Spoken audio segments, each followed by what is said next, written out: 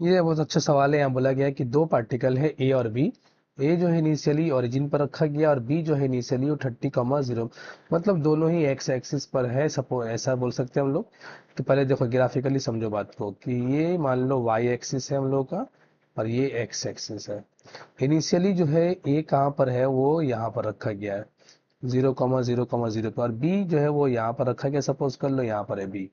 B का coordinate कितना है 30,0,0, ठीक। और ए का कोऑर्डिनेट क्या है, ए का है 0,0,0। अब क्या बोल रहा है कि ए और बी को दोनों को प्रोजेक्ट किया गया। चलो, तो मान लेते हैं कि ए को ऐसे प्रोजेक्ट किया गया और बी को ऐसे प्रोजेक्ट किया गया। अब बोला जा रहा है कि दे विल कोलाइड और नॉट। तो देखो कोलाइड करने के लिए जरूरी है तीनों, मतलब इन दोनों पार्टिकल का एक्स वाई और जेड दोनों सेम होना चाहिए। नहीं तो फिर वो हो सकता है एक्स तो सेम गया, मान लो ये दोनों यहाँ पर एक्स का पहुंचा, लेकिन वाई एक का कम हो गया और एक का ज्यादा हो गया, तब भी कोलिजन नहीं होगा। जेड भी सेम होना पड़ेगा। तो इसलिए यहाँ पर कोलिजन कराने के लिए इन दोनों पार्टिकल का एक्स वाई जेड का वैल्यू हम लोग बराबर करेंगे। और तो इसलिए हम लोग मान लेते हैं कि फाइनल पोजीशन ए का जो है वो आर ए है और बी का जो फाइनल पोजीशन है वो आर बी है। तो ये दोनों बराबर होगा तभी कोलिजन होगा। अब आर ए निकालने के लिए पहले क्या करते हैं हम लोग, इनिशियल पोजीशन, हाँ हाँ, एक minute, R initial of A plus velocity of A into T. मान लो इनिशियल कुछ था, उसके बाद वी वेलोसिटी से टी टाइम तक चला, is equal to R initial of B plus velocity of B into T. अब देखो आर इनिशियल ऑफ ए तो वो जीरो है, और वो वेलोसिटी से जो चल रहा है वो वेलोसिटी ए का जो है वो 5i ये दिया हुआ है।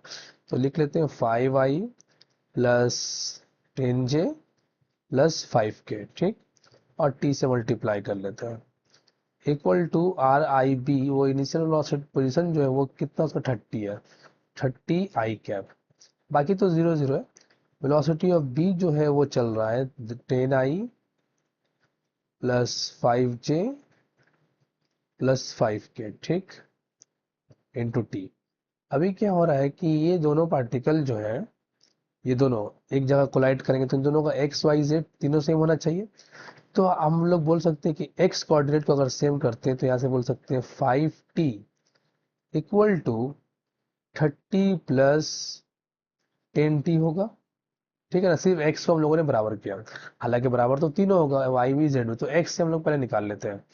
अब यहाँ से देखो तो -5t बराबर हो जाएगा 30 का, मतलब t का वैल्यू जो आएगा वो होगा -6।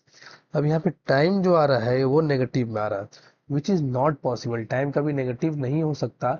इसका मतलब ये दोनों पार्टिकल आपस में कभी कोलाइड नहीं करेंगे, दे विल नेवर कोलाइड। तो करेक्ट ऑप्शन इज सी।